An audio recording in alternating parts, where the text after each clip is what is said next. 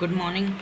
In this video, we are going to discuss the Rankine cycle. We had already discussed it, and in our previous video, we are going to start from the point where we left in the previous video. So this is TH diagram, and we had discussed up to the outlet of the turbine.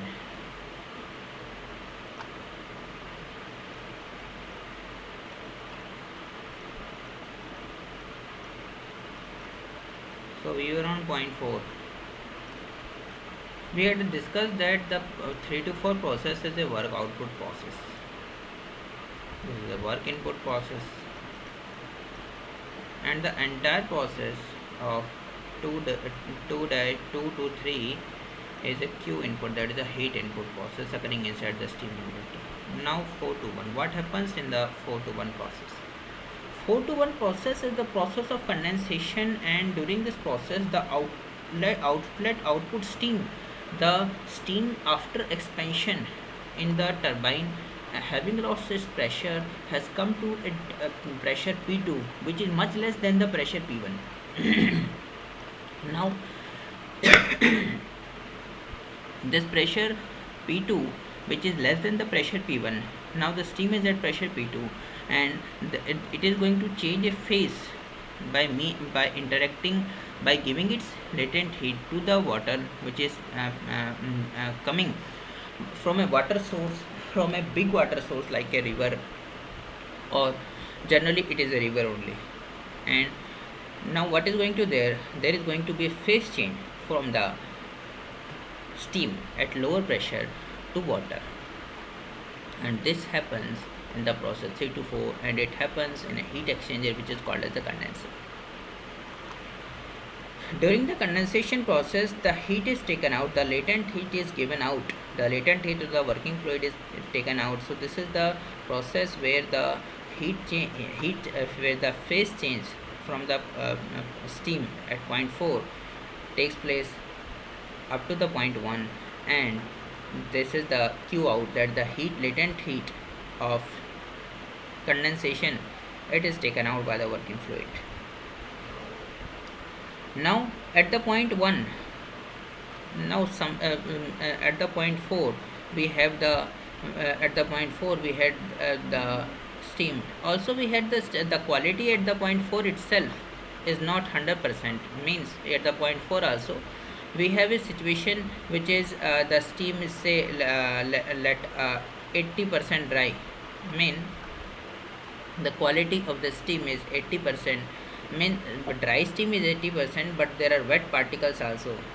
So at the point 4 also we cannot say that the steam is 100% dry, but as we move leftward toward the point 1, the quality reduces, the dryness fraction reduces to 0%. At the point 1 it becomes the fully fluid, that is water. It becomes full condensation takes place, and at the point 1 we get water. So this process represents condensation. Now we can see this Rankine cycle in various coordinates like PV diagram. This we can also observe that in the PV diagram the process appears like this, and on the HS coordinates also. Generally we find the HS coordinates in the Mollier chart. We have the Mollier chart, and we find it, and this process takes place like this. This is HS coordinate, and generally we have it, and we get the Rankine cycle. We draw the Rankine cycle in this fashion. This is 1, 2, 3 and 4.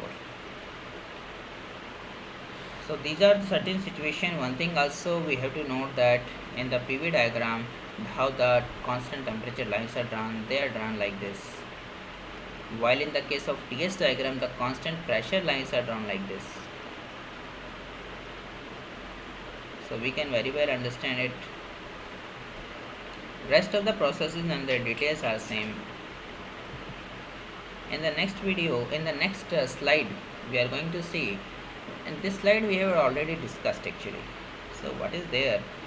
We have discussed all the things. So this was the economizer section. our designation only. We denoted the process which is denoted by 4 to 5 in this diagram, we denoted by 2 dash. Of 5 to 6 process we denoted by 2 to 2 double dash, and 6 to 1 we denoted by 2 double dash to 3. Rest all are same.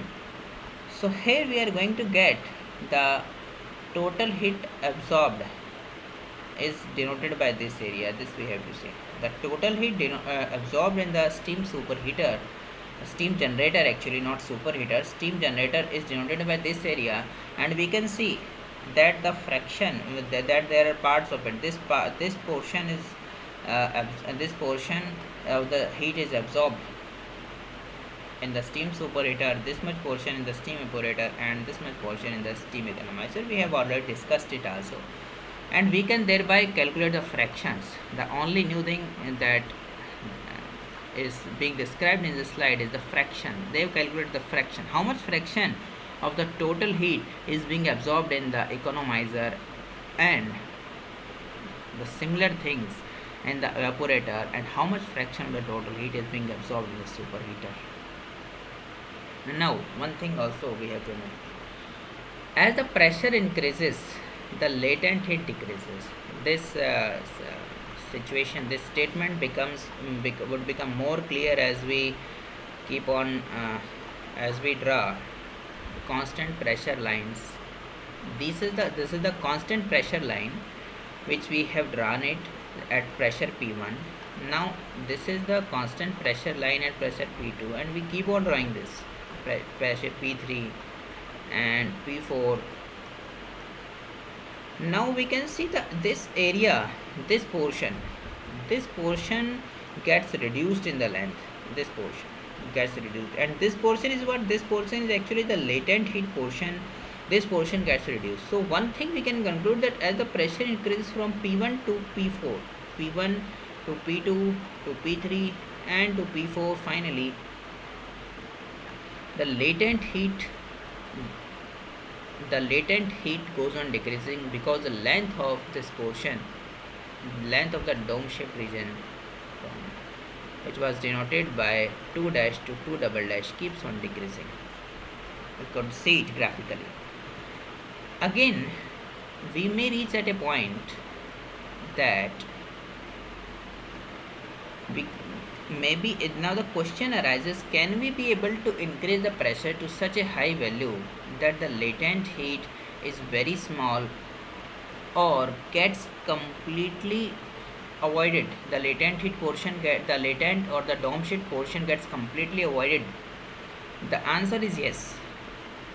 So we can see here, suppose it was P4, the latent heat portion 2 double dash to 2 dash to 2 double dash, it is very small here.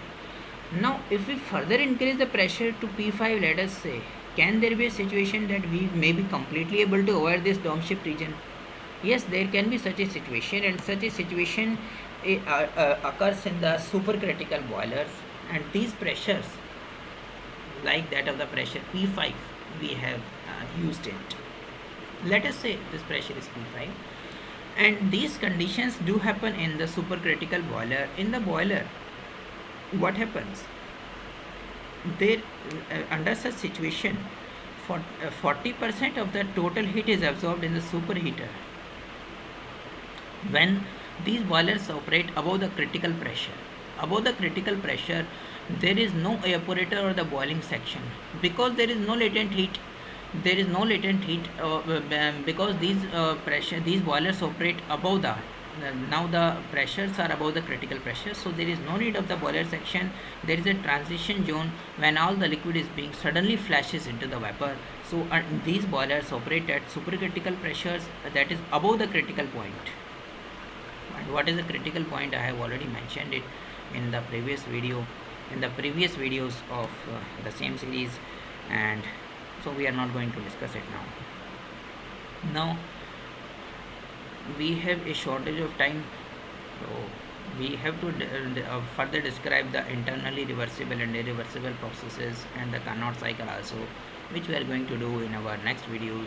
Thank you very much.